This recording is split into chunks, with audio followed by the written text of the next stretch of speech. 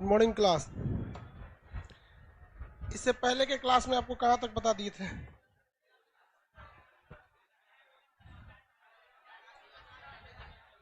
चालुक्य वंश कंप्लीट।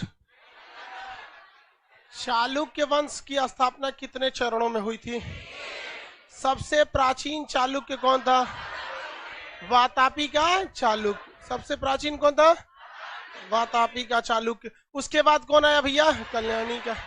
उन्होंने बस अपनी क्या बदल दी? राजधानी बदल दी। ये बात, जो कल्याणी का चालुक्य था, ये किसके अधीन हो गए थे? राष्ट्रकूट के अधीन हो गए थे। वापस थूर दिया किनको? राष्ट्रकूटों को थूर दिया। वहां पर समझ में आ रहा है कि नहीं आ रहा है? थूर दिया। पहले सामंत किसके थे? राष्ट्रकूट के। वापस किसे बर्बाद कर दिया? राष्ट्रकूटों को। आगे बढ़े। उसके बाद एक बेंगी था। बेंगी कोनो काम का नहीं था। नहीं हो पढ़ेंगे तो कोई दिक्कत नहीं है। सही बताते हैं। देखो एक बात बताते हैं, बहुत खराब सच है। जिस लड़के को लगेगा उसको 100 में 100 मार्क्स लाना है, उसका कभी रिजल्ट नहीं होगा, स्पेशली कंपटीशन में। ये स्ट्रेटजी बोर्ड में काम करती है। जब आप बोर्ड के एग्जाम दे रहे हैं, 10th में, मैट्रिक में, इंटर में, वो बीएससी एमएससी, उसमें काम करती है। सपोज करो कि आपको 100 नंबर का क्वेश्चन आ रहा है। कितने नंबर का? 100। भगवान उतर जाएगा तो 100 करेगा? इसका सबसे बेस्ट स्ट्रेटजी जानते हैं क्या होता है? सबसे बेस्ट तरीका इसका, ऐसा 50% सेलेक्ट कीजिए कि हमको ये वाला ये टॉपिक हमको पढ़ लेना है। 50% ये डिसाइड कीजिए कि ये सारी चीजें हमें नहीं छूटनी चाहिए। क्योंकि एग्जाम में जब क्वेश्चन को एग्जामिनर बनाता है ना, तो उसको ऐसा नहीं है कि पागल है, उठा और आके क्वेश्चन बना के चल दिया।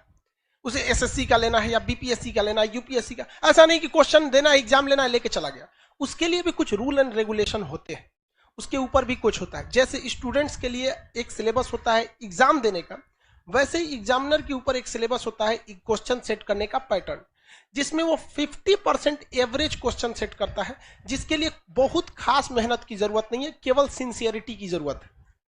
इसके बाद का जो 30% क्वेश्चन होता है, ये टफ होता है, और ये 20% उन्हीं को दिया जाता है जो बहुत होशियार समझते हैं अपने आप को, ताकि उन्हें बर्बाद कर दिया जाए।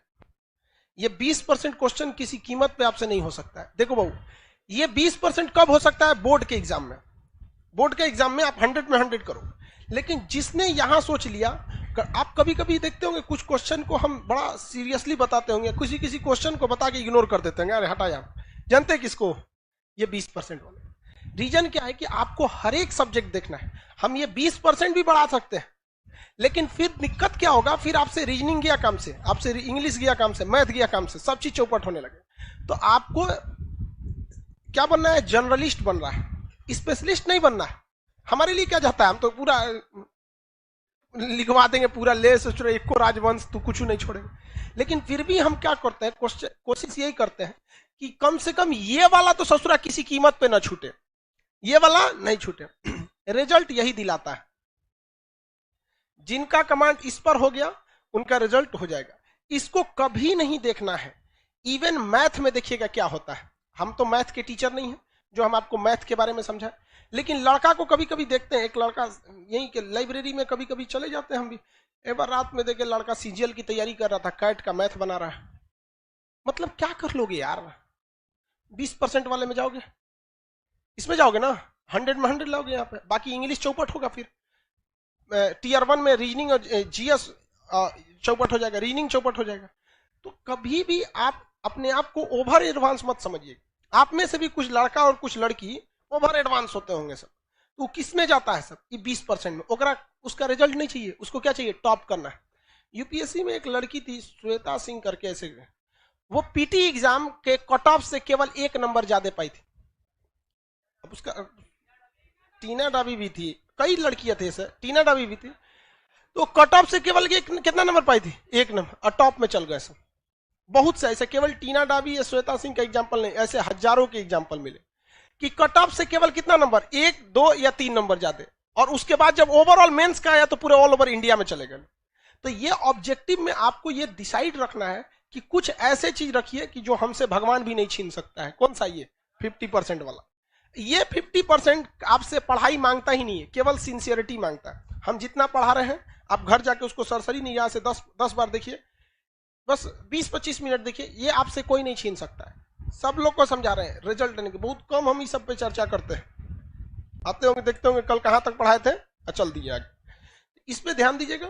उसके बाद मेहनत इसे करना है। इस वाले कुछ ऐसा क्वेश्चन आता है ना कि कभी कभी देख के सोचो हमारा दिमाग जल जाता है। अजीब टाइप का क्वेश्चन पूछ देता है यहाँ पर। तो कौन सा है 20%, उसमें कभी मत पढ़िएगा। किसमें पढ़ना है आपको? ये दोनों।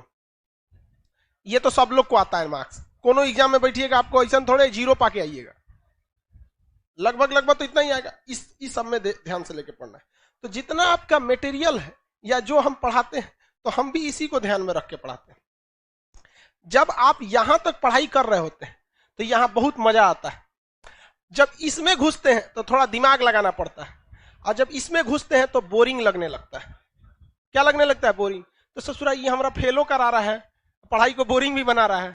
तो हमको भी गम ने मारा, तुमको भी गम ने मारा, इस गम को मारे डालो। समझ आ गया कि नहीं है? इसको बर्बाद कर दो, इसको छोड़ना नहीं है। यहाँ पे समझ आ रहा है कि नहीं आ रहा? तो आप लोग आज से पढ़िए। होली का भी लंबा गैप होने वाला है। जो पढ़ाए रहेंगे सब चौपट करके आ जाएंगे आप लोग, इसलिए दिक्कत हो जाएगा। आज आगे बताते हैं हम लोग कल्याणी तक में। कल्याणी कंप्लीट तो किए नहीं थे आप लोग से। कभी कभी कोई क्वेश्चन नहीं बने तो घबराना है। अब वो भी देखना है कि वो 20% वाला है कि 50% वाला में गड़बड़ हो जा रहा है। अब अगर कोई पूछ दे आपसे कि हर्षवर्धन को किसने पराजित किया, आपको कहेगा यार पुलकेशिन द्वितीय नहीं पता है सर, तो बोलबे किए थे 20% नहीं आता है। अरे यार लेवल भी तो ध्यान रखो, वो 50% वाला में से है। हाँ? उसको तो आपको हर हाल में पता होना चाहिए। तो ये नहीं कि नहीं आ रहा है तो सबको 20% वाले में डाल दे, उसका एक लेवल होता है। अब वो आप भली भांति समझ जाएंगे, पता ही नहीं चलेगा तो कंची है। यहाँ कुछ अजीब टाइप का पूछ देता है। यहाँ पे ऐसे लोग को नहीं ध्यान देना। जैसे पूछेगा हर्षवर्धन के समय आसाम का राजा कौन था, नहीं का मतलब बनता है। अगर आप इस क्वेश्चन को बनाते हैं तो जेन्युइन बात है कि अगर पूछ दिया कि हर्षवर्धन के समय आसाम का राजा कौन था, तो इसकी भी संभावना है वो पूछेगा उस समय म्यांमार का राजा कौन था, या फिर दक्षिण भारत का राजा कौन था, पंजाब का कौन था, पाकिस्तान में कौन था, चीन में किसका शासन था। तो अगर ऐसे क्वेश्चन को पकड़ेंगे तो फिर लपेट लीजिए पूरा अच्छा से। तो आपको ध्यान ये नहीं रखना है कि पढ़ना कितना है, डिसाइड ये करिए पढ़ना क्या है, बस इसमें ध्यान। इसलिए ज्यादा होशियार मत बनिएगा। आप अक्सर देखे होंगे लॉज में उसी का रिजल्ट होता है जिसपे लोग कहते रहे करो हो गया। क्योंकि वो 20% वालों को ऐसे ही भगा दिया जैसे यूट्यूब पर अपनी एड को स्किप कर देता है। आए क्वेश्चन उठपटांग, हर्षवर्धन के चाचा का ब्याह किस रानी से हुआ था? हटाओ सोचो तुमने कि चाचा से क्या मतलब है। चलो अब आते हैं क्वेश्चन पे। चालुक्य कितने थे? चालुक्य थे 3 ठो। पहला वातापी। कितने लोग बता सकते हैं वातापी का अंतिम चालुक्य शासक? अरे क्या लिख दिए जी? वातापी। अरे समझो यार, वातापी के चालुक्य के संस्थापक बोलिए। वातापी के चालुक्य संस्थापक जय सिंह। वातापी के चालुक्य में सबसे खतरनाक शासक पुलकेशिन द्वितीय। वातापी के चालुक्य जो था इसका सबसे अंतिम शासक कीर्तिवर्मन द्वितीय। कीर्तिवर्मन द्वितीय को क्या कर दिया गया? हरा दिया गया। किसने हराया? दंती दुर्ग। किसने हराया? दंती दुर्ग। तो यहाँ पे हम पहला शासक लिखते हैं। पहला शासक जय सिंह। अंतिम शासक कीर्तिवर्मन द्वितीय। कीर्तिवर्मन द्वितीय को किसने हराया? दंती दुर्ग। दंती दुर्ग ने कौन से वंश की स्थापना किया? राष्ट्रकूट। और इन लोगों को क्या बना दिया? सामंत बना दिया। दंती दुर्ग में कई शासक आए होंगे, सब जेन्युइन आए होंगे सब। इस दंती दुर्ग में अंतिम शासक बोलिए कर्क द्वितीय। इस कर्क द्वितीय को इसी का किसने हराया था? तैलप द्वितीय। तो यहां पर कौन आ गया भैया? तैलप द्वितीय। अब तैलप द्वितीय ने फिर से कौन सा वंश स्थापित कर दिया? कल्याणी। फिर से क्या स्थापित किया? चालुक्य वंश। कौन सा वंश? चालुक्य वंश। तो चालुक्य वंश यही किया। लेकिन अब इसके बाद भी तो अन्य राजा आएंगे, सब नहीं आएंगे? सब आएंगे सब। तो इसके बाद आया, इसी में आया अगला राजा का नाम था आपका सोमेश्वर। इस सोमेश्वर ने कहा कि भैया हमारी राजधानी, देखिए एक बात अपनी कल्पना करके सोचिए कि जब तैलप द्वितीय ने कर्क द्वितीय को मार के साम्राज्य लिया होगा तो इस तैलप द्वितीय को राजधानी के रूप में राष्ट्रकूटों की राजधानी मिली होगी या वातापी के चालुक्य की? राजधानी किसकी मिली होगी? हाँ, राष्ट्रकूट की मिली होगी। तो राजधानी राष्ट्रकूट की मिली होगी। तो इसने कहा कि भाई साहब हम अगर राष्ट्रकूटों की राजधानी रखेंगे तो हमारा इतिहास में बहुत बड़ा नाम नहीं होगा। इसने अपनी राजधानी को, राष्ट्रकूटों की राजधानी जो क्या थी उस समय, मान्यखेट, राष्ट्रकूटों की राजधानी मान्यखेट, तो राजधानी मान्यखेट से कहां लेके चला गया? कल्याणी। कहां लेके चला गया? कल्याणी। तभी जाकर इसका वंश का नाम पड़ गया कल्याणी का चालुक्य, और इसका पड़ गया वातापी का चालुक्य। लेकिन उससे पहले इसे केवल चालुक्य कहा जाता था। क्या कहा जाता था? चालुक्य कहा जाता था। तो प्रारंभिक चालुक्य की राजधानी वातापी। इसके द्वितीय चरण में राजधानी क्या थी? मान्यखेट। याद रखिएगा, राजधानी मान्यखेट। जब तैलप द्वितीय ने राष्ट्रकूट शासक कर्क द्वितीय को हराया तो इसकी राजधानी मान्यखेट पे ही कब्जा किया। सोमेश्वर ने राजधानी मान्यखेट से कहां ले गया? कल्याणी, और इसका क्या नाम पड़ गया? कल्याणी का चालुक्य। ये बहुत महान शासक नहीं था, ये उतना महान नहीं था, इसको बार बार झगड़ा होते रहता था। ये है आपका कल्याणी वाला एरिया, और ये है आपका पल्लव वाला एरिया। कौन सा? पल्लव वाला एरिया। और आपको पता है कि जो चालुक्य वंश था, कौन सा? चालुक्य वंश। चालुक्य और पल्लव में बहुत बार लड़ाई हुआ। याद करिए, पुलकेशिन द्वितीय यहाँ आया था पल्लव मारने, और पल्लव शासक नरसिंह द्वितीय वहां मारा था। उसी के खानदान का था ये कल्याणी वाला। तो कंफर्म है कि पल्लव से झगड़ा होगा ही होगा, पल्लव से झगड़ा होगा। लेकिन जरा आप कल्पना कीजिए, सोचिए थोड़ा गहराई से, जिस समय चालुक्य कहां वाला था? वातापी वाला, वातापी वाला। तब ना यहाँ पल्लव था। यहाँ के वातापी को किसने मार दिया? राष्ट्रकूट। यहाँ के वातापी के चालुक्य को किसने मारा? राष्ट्रकूट। किसने मारा? राष्ट्रकूट। उसके बाद ना यहाँ खड़ा हुआ कौन सा? कल्याणी। हाँ, कल्याणी। तब तक क्या पल्लव यहाँ बैठा होगा? या तो अगर होगा तो इसी पल्लव के राजा आगे बढ़ रहे होंगे सब, नहीं तो पल्लव को मार के फिर कोई ना कोई यहाँ आया होगा। लेकिन ध्यान दीजिए, यहाँ पर ध्यान से, पल्लव ने भी किन्हीं को दबा के रखा था। किसे? चोल। किसे दबा के? चोल। यहां से बर्बाद हुआ कौन? वातापी वाला। किसने बर्बाद किया? तो राष्ट्रकूट। किसने किया? राष्ट्रकूट। तो यहां से बर्बाद हुआ पल्लव। किसने बर्बाद किया? चोल। तो चोल का मेन लड़ाई किससे था? राष्ट्रकूट से। चोल की मेन लड़ाई राष्ट्रकूट से। लेकिन बीच में अभी सब बेचारा लड़िए रहा था सब किससे? राष्ट्रकूट से। कि कल्याणी वाले ने किसे बर्बाद कर दिया है? राष्ट्रकूट। तो अगली लड़ाई ध्यान से देखिएगा, राष्ट्रकूट अब किसमें होगी? कल्याणी और चोल में। कल्याणी और चोल। यहाँ चोल का एक बहुत बड़ा राजा था, राजराज। क्या नाम था? नाम बोलिए तो। राजराज। श्रीलंका को आक्रमण कर दिया था। श्रीलंका, करिकाल भी आक्रमण किया था कि नहीं श्रीलंका? और वहां से कितना मजदूर लाया था? राजराज भी श्रीलंका पे आक्रमण किया था। इसके बाद आया राजेंद्र चोल, भी श्रीलंका पे आक्रमण किया। श्रीलंका को ढोल बना दिया था, जो आता था बजा के चल जाता था। तो यहाँ पे चोल शासक राजराज जो था, ये कल्याणी पर क्या कर दिया? आक्रमण किया। उस समय कल्याणी का राजा कौन था? सोमेश्वर। इतना बार न सोमेश्वर को हरा दिया था, इतना बार हरा दिया कि सोमेश्वर जो था, यहाँ पर कर्नाटक में तुम्भद्रा नदी है, उसमें जाके क्या कर लिया? सुसाइड कर लिया। उस समय बहुत राजा का एक बहुत सम्मान होता था, उसने क्या कर लिया? सुसाइड कर लिया। तो बताइए, तो कल्याणी का वह शासक जिसने सुसाइड किया? सोमेश्वर। किसने सुसाइड किया था? सोमेश्वर ने सुसाइड कर लिया। किसी को कोई दिक्कत नहीं है? आगे बढ़े। सोमेश्वर के बाद अगला शासक है विक्रमादित्य 6। विक्रमादित्य 6।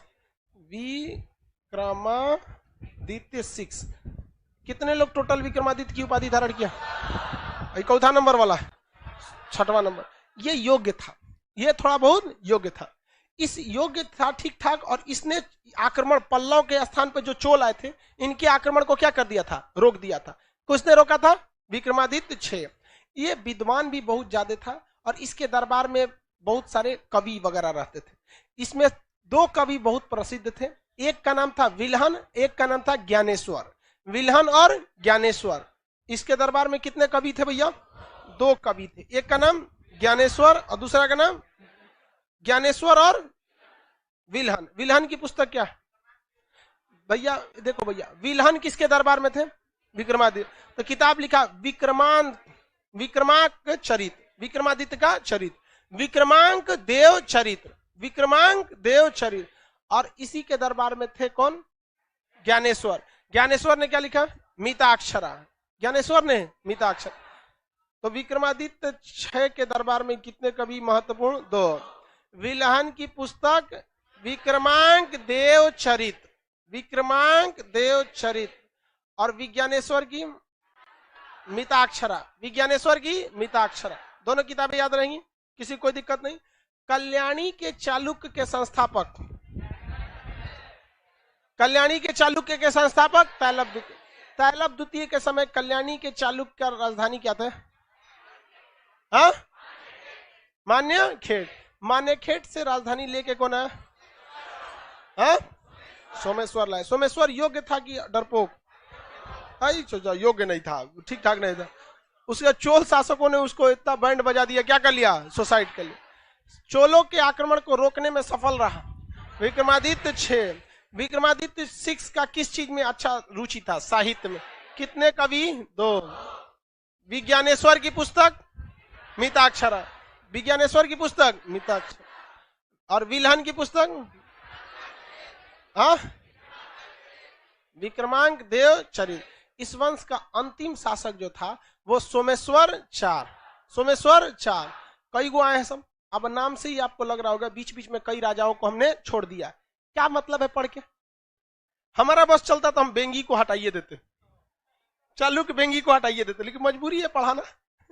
क्या मतलब बनता है? कुछ काम ही नहीं किया तो 20% वाला है, किसी काम का नहीं। इस वंश का अंतिम शासक सोमेश्वर, सोमेश्वर 4, सोमेश्वर 4 यहाँ पे खत्म हो गया। इसके बाद धीरे धीरे ये वंश क्या हो गया? समाप्त हो गया। यहाँ पर किसी को कोई दिक्कत है? लाइए तो मटेरियल देखिए, क्वेश्चन पूछे बताएंगे। ज्यादा हम नीचे बचा नहीं है बाबू। देखो आपको झलक तो दिखी गया है पल्लव का, और एक झलक दिख गया है चोल का, और एक झलक दिख गया है राष्ट्रकूट का। किसका? राष्ट्र। हम इधर से निपटाएंगे किसको? पल्लव। और पल्लव के बाद निपटा देंगे, और उसके बाद कहां चल जाएंगे? राष्ट्रकूट। और राष्ट्रकूट वाला हमला किया था हर्षवर्धन के मरने के बाद कन्नौज पर।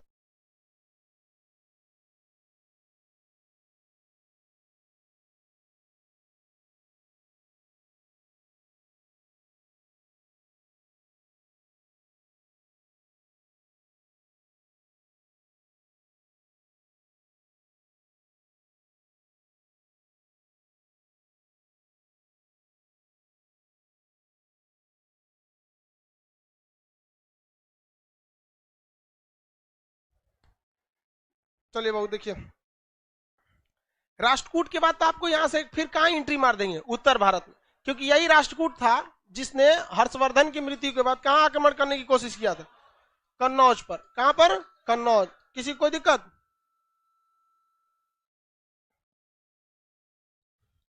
हाँ भैया, इसमें नहीं दिया है क्या? कल्याणी के चालुक्य में। कल्याणी के चालुक्य की वह राजा जिसने राजधानी परिवर्तित किया था। कल्याणी के चालुक्य के अंतिम शासक। कल्याणी का वह शासक जिसने सुसाइड किया था। सोमेश्वर। कल्याणी चालुक्यों की टोटल कितनी शाखा थी? कल्याणी चालुक्यों में सबसे पुरानी शाखा, सबसे योग्य शाखा वातापी। वातापी की शाखा का दूसरा चरण कौन था? कल्याण। सबसे कमजोर शाखा बेंगी। सबसे कमजोर शाखा बेंगी। इसमें कोई महत्वपूर्ण शासक नहीं। विष्णुवर्धन वगैरह हुए लोग, ये लोग किसी काम के नहीं थे। इस वंश में कोई भी प्रतापी शासक नहीं हुआ। संस्थापक कौन थे? विष्णुवर्धन। अंतिम शासक विजयादित्य तृतीय, किसी काम का नहीं है। बस इतना याद रखेंगे भैया। बेंगी सबसे नीचे था। इस साइड में क्या था? वातापी। थोड़ा और नीचे आया कल्याणी, थोड़ा और नीचे आया बेंगी। सबसे कमजोर बेंगी, सबसे कमजोर बेंगी। इसके बाद अगला वंश कौन सा भैया? पल्लव। पल्लव के बाद कौन सा है? चोल। चोल के बाद राष्ट्रकूट। उसके बाद उत्तर भारत में आ जाएंगे। देखे ना, नीचे से सिमटा के निकले। आप कौन सा स्टार्ट करते हैं? पल्लव। चालुक्यों में सबसे कमजोर। एक लड़का पूछ रहा है एप्लीकेशन में, सर ओरिजिनल विक्रमादित्य कौन था? ससुरा उपाधि थी ये। विक्रमादित्य की क्या थी? उपाधि थी। पल्लव वंश जो था ये किसके स्थान पर बना था? प्राचीन चोलों के स्थान पर। ये जगह कौन सा भैया? पल्लव। वर्तमान में यह पल्लव तमिलनाडु के पास आएगा। पल्लव वंश के संस्थापक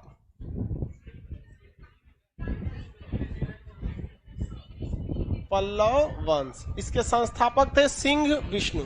संस्थापक सिंह विष्णु। पल्लव वंश के संस्थापक सिंह विष्णु। इस वंश का अगला शासक के बारे में कुछ कुछ जानते हैं। इस वंश के बारे में देखिए, हर वंश के बारे में ना आपको कुछ ना कुछ पहले से पता है कि इसका एगो था जो थुराया था, एगो दौरा के थुरा था, तो दूगो को तो पहले से पता आप लोग को। बोलिए तो कौन थुराया था? महेंद्र, महेंद्र वर्मन, महेंद्र वर्मन। इसे संगीत बहुत पसंद था। क्या पसंद था? संगीत। इसीलिए संगीत की तरफ बजा के चल गया। कौन? पुलकेशिन। अरे राजा वगैरह सोच रहा संगीत बजाएगा सब। यहाँ पे मोदी जी को देखो संगीत सुनते नहीं, ढोल बजाते हूँ कभी कभी। इसे क्या पसंद था? संगीत, संगीत पसंद था। संगीत रंगीत हो गया। इसे मारा किसने था? पुलकेशिन द्वितीय। पुलकेशिन द्वितीय ने इन्हें पराजित कर दिया था। इसका अगला शासक कौन आया? इतना पता ही है यार आप लोग को, इतना मुरझा के क्या बोल रहे हैं? नरसिंह वर्मन, नरसिंह वर्मन। पता नहीं है? नरसिंह वर्मन। लेकिन याद कीजिए, जब हम आपको क्या पढ़ा रहे थे? वातापी, तो नरसिंह वर्मन के बारे में और कुछ भी नहीं बताए थे, और महेंद्र वर्मन के बारे में और कुछ नहीं बताए थे। यहां आके हम आपको बता रहे हैं संगीत प्रेमी था, वहां बताए थे। क्या करेंगे वहां बता के? मेरा उस समय मेन फोकस क्या था? वातापी। अभी फेमस क्या मतलब क्या? बोलो अभी क्या बोलेंगे? क्या कि पुलकेशिन द्वितीय वही था जिसने नर्मदा नदी के तट पर हर्षवर्धन को हरा दिया। अब मतलब नहीं, अब मेरा मेन फोकस क्या है? बोलो। तो आप भी जब रिवीजन कीजिएगा तो कोशिश कीजिएगा कि किस टॉपिक पे है वहीं पर रहिए। नरसिंह वर्मन जो था ये भी एक ठीक ठाक शासक था, सबसे योग्य था पल्लव वंश में। इसे ये नरसिंह वर्मन मंदिर वगैरह निर्माण में आगे था। इसके समय में ह्वेनसांग आया था। इसी के समय कौन आया था? ह्वेनसांग। अब थोड़ा सा मिलाइए, अब जरा सोचिए, खुद से मिला के देखिए कि कोई अगर ये क्वेश्चन आपको नहीं भी पता रहेगा ना तो आप बता सकते हैं, बशर्ते आप सिंसियर रहना चाहिए।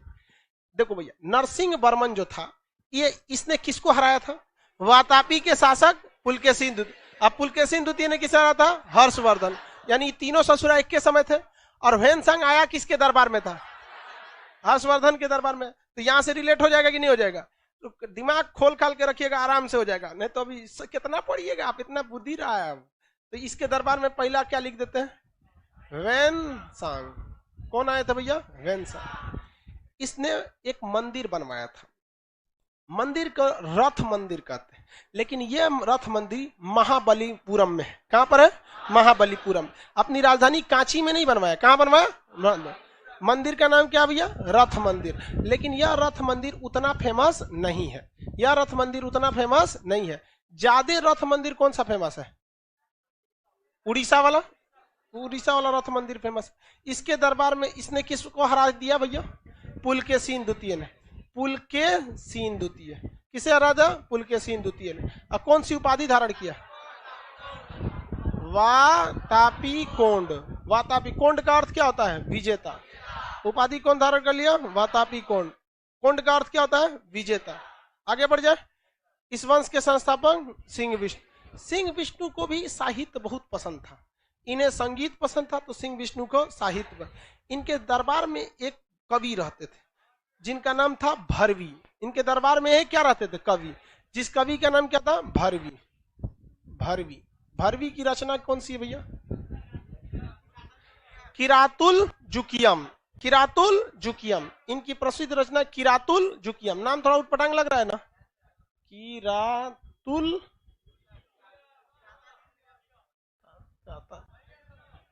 जुकियम। किरातुल जुकियम।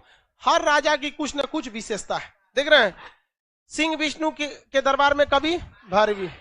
सिंह विष्णु के दरबार में कवि भरवी। सिंह विष्णु के दरबार में कवि भरवी। भरवी की पुस्तक किरातुल जुकियम। साउथ इंडिया में जितने भी आपको पुस्तक मिले हैं सबको याद रखिएगा। इसका हम आपको एक अलग से पहले ही लिस्ट दे चुके हैं, एप्लीकेशन पे भी डाउनलोड है आप लोग को। सर सीक्वेंस शुरू से बताइए। तुम क्लास शुरू से कर ले, सीक्वेंस बीच में से बता रहे हैं। अजब पूछता है ये। यही है सब, यही महेंद्र वर्मन है। महेंद्र वर्मन है सब कर रहा है। सीक्वेंस शुरू से बताए। यहां लड़का को अगला वंश पता है कि इसके बाद हमको चोल पढ़ना है, और उस चोल से थुरवाएंगे किसको? कल्याणी वाले और राष्ट्रकूट वालों को। दोनों को जाके थुरेगा वहां पे। समझ में आया कि नहीं आ गया? अब वही चोल थे सब जो पहले उरईपुर राजधानी था, आपकी राजधानी तंजौर बना लेगा सब। बोलता है सीक्वेंस से पढ़े। पुलकेशिन सिंह विष्णु के दरबारी कवि, भरवी की रचना किरातुल जुग। अगला शासक महेंद्र। किस चीज में संगीत प्रेम? किसने आक्रमण किया? पुलकेशिन। कौन हार गया? महेंद्र बर्मन। पुलकेशिन द्वितीय ने किस जगह को जीत लिया? कांची। तो इसका मतलब पल्लवों की राजधानी क्या थी? कांची। पल्लवों की राजधानी कांची थी। अगला शासक महेंद्र वर्मन। इसके दरबार में कौन आया था? इसने कौन सा मंदिर बना? पुलकेशिन द्वितीय आक्रमण किया लेकिन हार गया, इसने जीत लिया यहाँ पर। इसके बाद अगला शासक नरसिंह वर्मन द्वितीय। नरसिंह वर्मन द्वितीय, वर्मन द्वितीय। ये कुछ खास काम नहीं किए थे। नरसिंह वर्मन द्वितीय कुछ खास काम नहीं किए थे। एक दो ठो मंदिर वगैरह बनवाए कांची वगैरह में। इनकी राजधानी क्या थी? कांची। इसके द्वारा कांची में मंदिर बनवाया गया। मंदिर का नाम कांची का कैलाश मंदिर। कांची का कैलाश मंदिर। ये कुछ खास आगे शासक नहीं रहे। ये महत्वपूर्ण थे। इतना तक में आपको सीक्वेंस याद रखना चाहिए। इसके बाद ये वंश धीरे धीरे समाप्त हुआ। किसने इस वंश को बर्बाद किया? इस वंश के अंतिम शासक का नाम अपराजित। नाम क्या था? अपराजित। इसका मतलब क्या पराजित नहीं होंगे? इस वंश के अंतिम शासक का नाम अपराजित। तो क्या पराजित नहीं होंगे? पराजित कर दिया आदित्य ने। किसने पराजित किया? आदित्य ने। आदित्य प्रथम, प्रथम है आदित्य प्रथम, तो आदित्य प्रथम ने पराजित कर दिया। इतना तो आइडिया लगा ही होगा कि आदित्य प्रथम कहां से आया होगा? चोल। आदित्य प्रथम चोल से। तो इस वंश का अंतिम शासक अपराजित। क्या नाम था? अपराजित। अपराजित था इस वंश का लास्ट शासक था। इस वंश का लास्ट शासक। इसे हरा दिया किसने? आदित्य प्रथम। आदित्य प्रथम। आदित्य प्रथम किस वंश का था? चोल। आदित्य प्रथम चोल। तो क्या हम आदित्य प्रथम को चोल वंश का संस्थापक मान ले? नहीं मान सकते। हम आदित्य प्रथम को चोल का संस्थापक नहीं मान सकते। रीजन क्या है? चोल तो यहां पहले से थे सब, सामंत के रूप में शासन कर रहे थे सब, बदले की भावना में जल रहे थे सब, इंतजार कर रहे थे सब कि कब इनके कमजोर शासक को मारा जाए।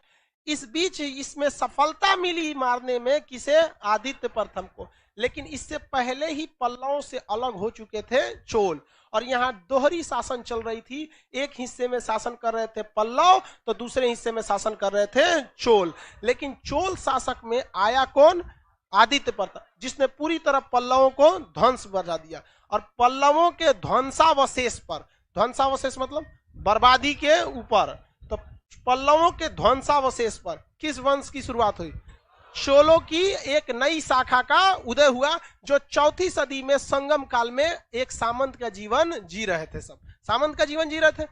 समझ आ गया कि नहीं? इस वंश का अंतिम शासक अपराजित। इस वंश का अंतिम शासक अपराजित को किसने पराजित किया? आदित्य प्रथम। आदित्य प्रथम किस वंश का शासक? किस वंश का? किसी कोई दिक्कत नहीं है? सर 2 दिन के कौन बोल रहे हैं सर? ऊपर करो तो थोड़ा सा कमेंट।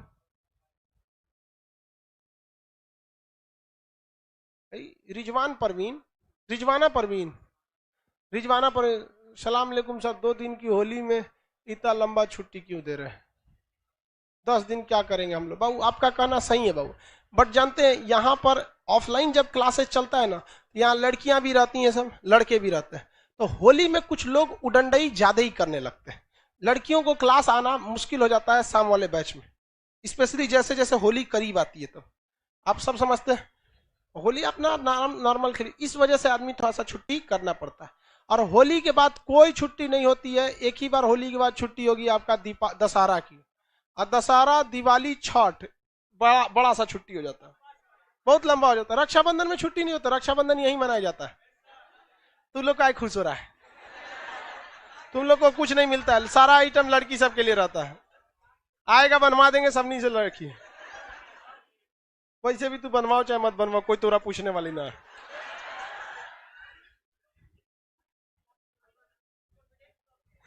ये हो गया तो हटाइए इसको, आगे बढ़ते हैं। कौन सा वंश? चोल वंश। समझा गया?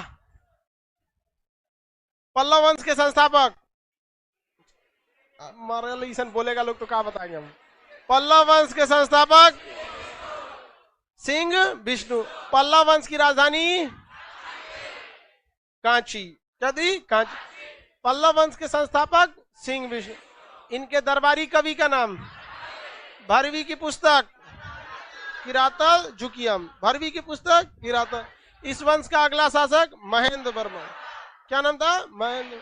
महेंद्र वर्मन जो था वो किस चीज में रुचि रखता था? संगीत में। इसको ढोल की तरह बजा के चल गया। हाँ, पुलकेशिन द्वितीय ने कौन सी उपाधि धारण की? कांची कोण। अगला शासक नरसिंह वर्मन। इसके दरबार इसी के समय कौन आया था?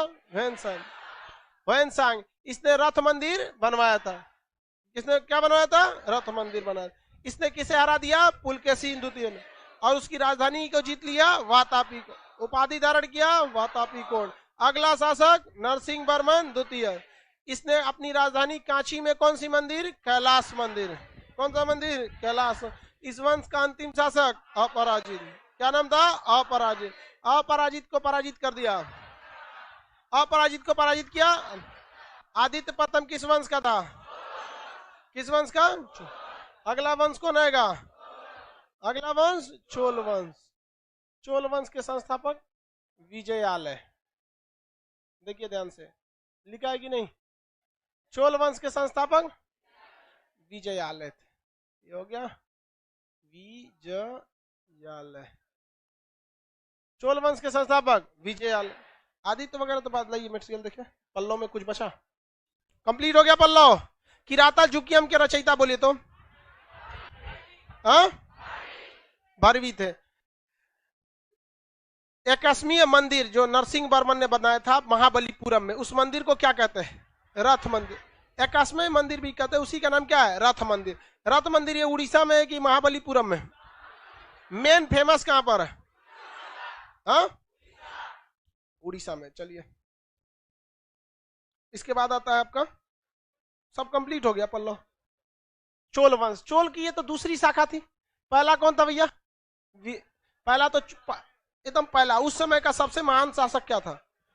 करिकाल। उस समय का सबसे महान शासक करिकाल। ये चोलों की दूसरी शाखा। संस्थापक चोल पल्लव के सामंत की तरह जिंदगी जी रहे थे। कमजोर स्थिति का फायदा उठाकर विजयालय ने खुद को अलग किया, किंतु पल्लवों का विनाश नहीं कर सका। पल्लवों को मारने के लिए इस वंश का अगला शासक आया था। क्या नाम था इसे? आदित्य प्रथम। आदित्य प्रथम ने किसे पराजित कर दिया? किसे? अपराजित को। तो यहाँ क्या लिख देते हैं? आदित्य प्रथम। आदित्य प्रथम किसे हरा दिया? पल्लव शासक। पल्लव शासक अपराजित। अपराजित को पराजित कर दिया।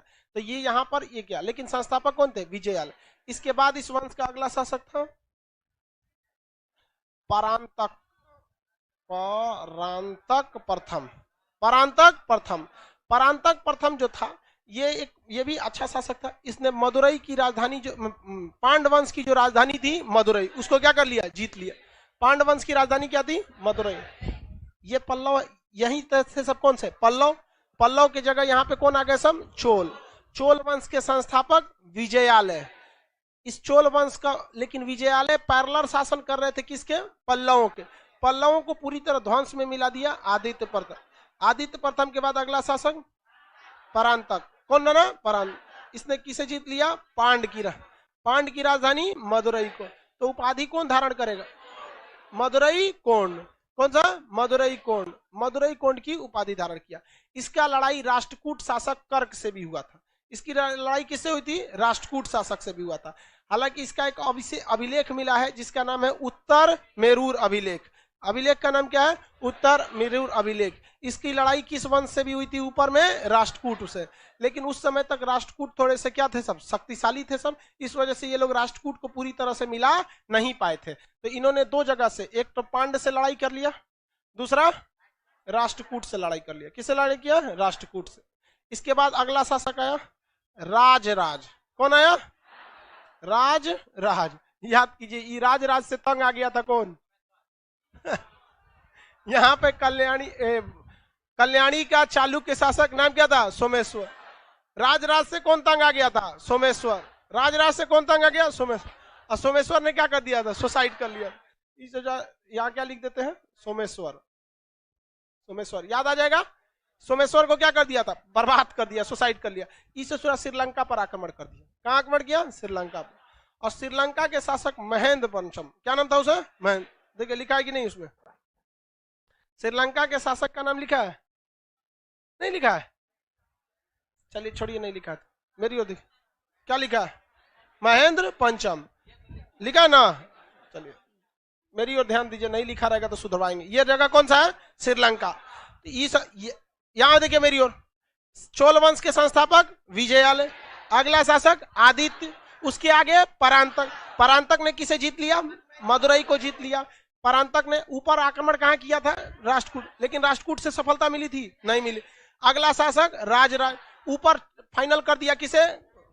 सोमेश्वर को बर्बाद कर दिया। और हमला कहां कर दिया? श्रीलंका में। श्रीलंका के राजा महेंद्र पंचम अपनी राजधानी को बचाने में सफल हो गए। उस समय राजधानी उनकी अनुराधापुर होती थी। क्या होती थी? अनुराधापुर। तो राजधानी को बचाने में सफल हो गए, लेकिन श्रीलंका का अधिकांश हिस्सा किसके अंडर में चला आया? राजराज के अंदर में आ गया। तो श्रीलंका आक्रमण करने वाला पहला शासक कौन बन गया? करिकाल। राजराज बकलोल के करिकाल श्रीलंका पर आक्रमण करने वाला पहला शासक उस करिकाल भी किस वंश का था? चोल। तो वो प्रारंभिक चोल की राजधानी क्या हुआ करती थी? उरैयूर। प्रारंभिक चोल की राजधानी। और जब दोबारा चोल आया था तो उसकी राजधानी थी तंजौर। कौन थी? तंजौर कैसे लिखाएगा? सही है? तंदूर ना लिखा गया? ठीक है, तंजौर। दूसरे चरण में चोलों की राजधानी। पहले चोल भी थूरे थे सब श्रीलंका को, 12,000 श्रमिक लाया था। इस बार भी थूर दिया यहाँ पर। इसके बाद आया राजेंद्र प्रथम। कौन आया? राजेंद्र प्रथम। ये चोल वंश का सबसे खतरनाक शासक था, इसलिए लोग इसे राजेंद्र चोल कहते थे। क्या कहते थे? राजेंद्र चोल। कौन सा चोल? राजेंद्र चोल। यह ससुरा पूरा खतरनाक था। कहा था कि ये क्या नाम है? श्रीलंका, तुम अब नहीं बचने वाला है। हमारा जो ऊपर वाला था ये राजराज, ये बस हमला किया, तनी मनी जीत लिया। हमारा तनी मनी में काम भरने वाला नहीं है। हमको कंप्लीट श्रीलंका चाहिए।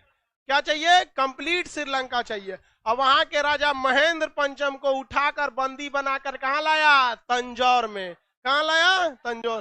तो पूरी तरह श्रीलंका जीत लिया। मतलब ससुरे ये चोल वाले कसम खाए थे सर श्रीलंका के पीछे। मतलब सोचिए, जब इनकी प्रारंभिक शाखा होती थी संगम काल में, याद है कि नहीं? तो उस समय भी ससुरे इन्होंने कहां हमला किया? श्रीलंका में। तो कौन किया उस समय? करिका। क्या लाया? मजदूर। और वहां पर बांध बनवाया कावेरी नदी पर। समझ में गया? ग्रांड बांध जो अभी भी है भारत का सबसे पुराना बांध है। उसके बाद आया राजराज। क्या कंप्लीट श्रीलंका जीता? नहीं। कंप्लीट श्रीलंका जीता? नहीं। पूरी तरह जीत लिया राजेंद्र प्रथम। राजेंद्र प्रथम को क्या कहा जाता है? अब आप बताओ भैया, चोलों की नौसेना अच्छी होगी कि नहीं? बिना नौसेना अच्छा समुद्र में हमला कर देंगे? नहीं, हमला नहीं कर सकते। समझ में गया कि नहीं? ये वंश ये पूरा का पूरा धीरे धीरे चोल तो पूरा बढ़ गया। ऊपर से कल्याणी को निपटा दिया, नीचे से पांड को निपटा दिया, उधर श्रीलंका को निपटा दिया। तो चोल का साम्राज्य तो बढ़ ही गया था। चोल सब हिंदू धर्म को मानते थे, और हिंदू धर्म में गंगा जल का बहुत ही ज्यादा महत्व है। यहाँ जन्म से पहले शुरू होती है गंगा मैया, और मृत्यु के बाद अस्थियां वगैरह गंगा में बहा के निपटा दिया जाता है। तो गंगा जो है वो जीवन का एक अभिन्न हिस्सा है, हिंदू धर्म में बहुत पवित्र है। वो अलग बात है कि वैदिक काल में सिंधु नदी ज्यादा महत्व थी। इसको चाहिए था गंगा जल। इसकी राजधानी क्या थी? तंजौर। तो इसने हमला कर दिया पाल शासकों पर। बंगाल में कौन शासक थे सब? पाल। पाल शासक था महिपाल। उस समय हमला क्या कर दिया? पाल शासक पर। अब बंगाली लोग को काट कूट के रद्द कर दिया। आमी आबो, हाँ तुम ही मारो जाबो। मार दिया किसको? बंगाल शासकों को। अब पूरी तरह काट कूट दिया यहाँ पे एकदम। अब भैया वहां पे शासक पाल शासक कैसे गिरे? सचुरा भी हमरा काटेगा। कहा कि तुम टेंशन नहीं लो, साइड हो साइड हो साइड हो, तुमको नहीं काटेंगे हम। गंगा नदी किधर है? कहा कि उका घाट है वहां पे। तो एगो कटोरा लाया था, बोतल, गंगा नदी में से पानी निकाला। कहा कि तुम शासन करो, हमको पानी चाहिए था। तुम क्या करो? शासन करो, हमें क्या चाहिए? पानी चाहिए। और सुनो, मेरा नाम रहेगा आज से गंगई कोंड, गंगा को जीतने वाला। गंगई कोंड की उपाधि किसने धारण किया? भाई साहब गंगा जल के लिए मार कर दिया यहाँ पे। कहा कि देखो भैया, हम कोई भी चीज हमें भिक्षा में नहीं चाहिए, जो चीज चाहिए हम छीन के ले लेते हैं। सॉरी तुम्हारा कुछ कुछ घोड़ा गधा हाथी मरा गया युद्ध में, तुम उनका मलहम पट्टी करना, हम जाते हैं। हमारी उपाधि क्या रहेगी? गंगाई कोंड। क्या नाम हो गया? गंगाई। अब ये वापस आया गंगाई कोंड, किसे जीत के आया? गंगा को। और एक कटोरा पानी लाया था बोतल में। और इसकी राजधानी क्या थी? तंजौर। तंजौर के बगल में एक नया शहर बसाया अपने नाम पर, नाम रखा गंगाई कोंड चोलपुरम। क्या नाम रखा? गंगाई कोंड चोलपुरम। क्या नाम रखा? गंगाई कोंड चोलपुरम इसकी तीसरी राजधानी हो गई, क्योंकि याद कीजिए प्रारंभिक चोल जो संगम के समय थे उरईउर, दूसरा जो 8वीं सदी में आके बने सब तंजौर। आई ससुरा राजेंद्र चोल गंगा को जीत के आया और तंजौर के बगल में नया शहर गंगाई कोंड चोलपुरम, और उसमें एगो पोखरा खोदवाया। क्या किया? पोखरा में पानी भरवाया। और जिस तरह से दूध में तनी सा जोरन मिला के दही बनाते हैं ना, तो जोरन कहां से लाया था? गंगा जल। और जो एक बोतल गंगा जल लाया था ना, तो अपनी राजधानी तंजौर के बगल में जो नया शहर बनाया था गंगाई कोंड चोलपुरम, वहां तालाब खोदवाया, उसमें पानी भरा और उसमें एक बोतल गंगा जल मिला के फेंटवा दिया। नाम रख दिया चोल गंगम। क्या नाम रखा? चोल गंगा। चोलों की गंगा, चोलों की गंगा। सबसे प्रतापी चोल शासक राजेंद्र। हिस्ट्री समझ में आता है कि नहीं? तुम लोग बहुत मस्त चीज है हिस्ट्री। हाँ, फिल्म से बढ़िया है। हम फिल्म इंडस्ट्री में नहीं है, बट अगर हम फिल्म इंडस्ट्री में रहते ना, तो हर वंश पे एक को फिल्म बना देते। लड़का सब फिल्म देखो, इतिहास याद हो गया। कोई बाहुबली भूल सकता है क्या? बाहुबली भूल भी गया तो देवसेना और इस अवंतिका को तो कोई नहीं भूलेगा, है कि नहीं? हाँ, फिल्म से कम नहीं है। आप आगे बढ़ते हैं, देखिए ध्यान से, पहले कंप्लीट समझिए, अभी इसमें बहुत चीज बताना बाकी है। तो पहले कंप्लीट। हाँ, पूर्वोत्तर स्टेट, अरे बता रहे बाबू, अभी कंप्लीट बता दीजिए। आप जो हम पढ़ाने वाले वही आप आगे का पूछ रहे हैं। तो ये चोल समझ में आ गया। राजेंद्र चोल की ख्याति पूरी एशिया में फैल गई। पूरी एशिया में ख्याति किसकी फैल गई? राजेंद्र चोल। अब पूरी एशिया के लोग राजेंद्र चोल से क्या होने लगे भैया? डरने लगे थे। एशिया महाद्वीप के लोग डरने लगे। सोचिए, ये था हमारा भारत, और इसका सबसे ज्यादा डर था किसको? चीन शासकों को। चीन में राजेंद्र चोल का लोग जाप करने लगे कि ससुरा इधर हमला मत कर दे, वरना बहुत खतरा है, ही गंगा जल के लिए युद्ध लड़ सकता है, तो ये कुछ भी कर सकता है। तो यहाँ चीन में इसका क्या होने लगा? लोग बहुत नाम होने लगा है कि भाई भारत का एक बहुत खतरनाक शासक है, नाम है उसका राजेंद्र चोल। कहां पर नाम हो रहा था? चीन में। तो चीन में यहाँ इंडोनेशिया का राजा था जिसका नाम था शैलेंद्र शासक। ये कहां गया था? चीन में। और वहां जाके बहसबाजी कर रहा था, सचरा ये राजेंद्र चोल की क्या औकात, हमसे तो बहुत डरता है, ये हमारे आगे तो एकदम ऐसे है, इसको तो हम ऐसे हरा देंगे। तो चीन वाला कहा कि वाह, मतलब तुम उससे भी महान हो? और क्या? ये खबर लग गया राजेंद्र चोल को। और ससुरा राते लुंगी पहना नौसेना लेके कहां हमला कर दिया? राजेंद्र शैलेंद्र शासक को। और एशिया के जो देश इंडोनेशिया पर हमला किया, अब मार के उनको उल्टा टांग दिया। और चीन के राजदूत को बुलाया कि हाँ कि आओ देखो क्या हाल है इसका। देखा कि महाराज जी तो उल्टा टंगा ही ले। कहा कि अब मेरा काम खत्म, अब हम जा रहे हैं।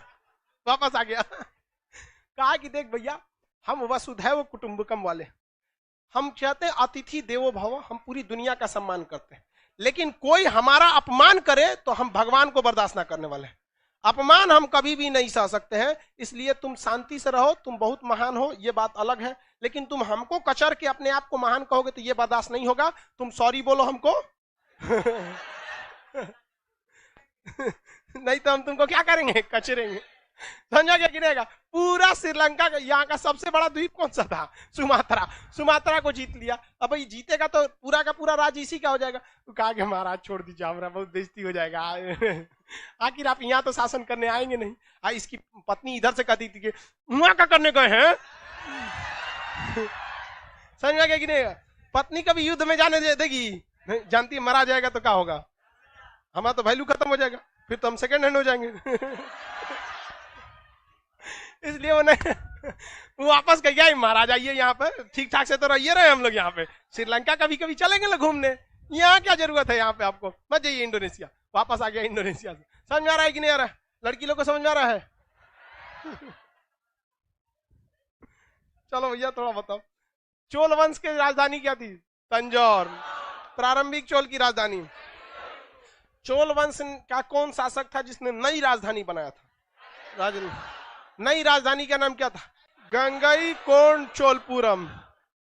गंगई कोंड चोलपुरम। किसी को कोई दिक्कत नहीं? बंगाल आक्रमण करने वाला राज्य, इंडोनेशिया आक्रमण करने वाला, आपका क्वेश्चन यही था?